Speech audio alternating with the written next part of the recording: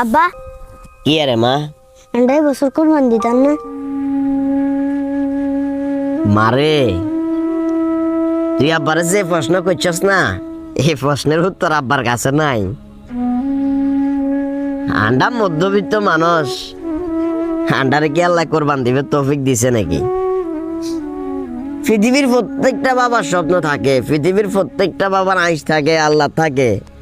নিজে যে ছোটখাটো হোলা মান্যা গুণ আছে, সেই গুণের হাত ধরে গরু বাজারে যাইব, গরু বাজারে যাই গরু কিনবো, কোরবান দিব, সবাই লগে একসাথে বাগাবাগি করবো, এদের আনন্দ আমেজ। কিন্তু আব্বা তো মধ্যবিত্ত। আব্বা চাইলেও হয়তো বা তোর স্বপ্ন, তোর শখ, তোর আল্লাহ পূরণ করতে পারতেন না। তুই আব্বারে যখন প্রশ্নটা করছস না যে আব্বা আন্নে কোরবান দিতেন না, আব্বার ভিতরে খুব জোর একটা টান মারে উঠছে, খুব কষ্ট লাগে উঠছে।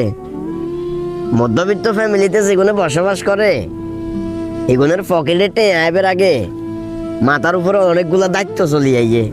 তুমি আব্বারে প্রশ্ন করছো না আব্বা আমরা কোরবান দিতেন না? আব্বাইও কোরবান দিমু।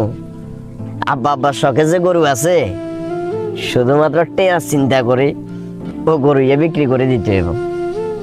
মানুষের কাছে হয়তো বা গরু, কিন্তু আব্বার কাছে আব্বার সন্তানের মতো অনেক আবেগ, অনেক অনুভূতি এই গরুর লগে আছে। কিছুদিন আগে তোর বোনের বিয়ে দিছি, আব্বার কাছে অঙ্গা কোরবান দিবে চিন্তা নাই, বরং আব্বার কাছে চিন্তা ইয়ান আই আছি যে আমার গোবাত কি হারামো নোয়া সম্পর্ক।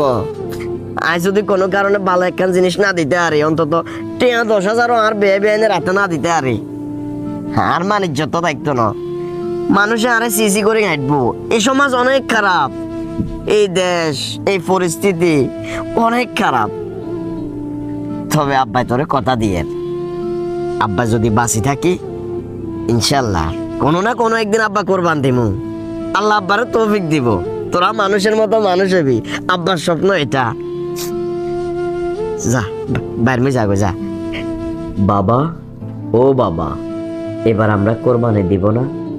মেয়ের ছোট্ট প্রশ্নে থেমে যায় মধ্যবিত্ত বাবার নিঃশ্বাস। বাবা হয়তো বলতে পারে না কোরবানি শুধু পশু জবাই দিলেই হয় না। অনেক বাবা নিজের শখ, স্বপ্ন আর বুকের কষ্ট কোরবানি দেয় শুধুমাত্র পরিবারের মুখে হাসি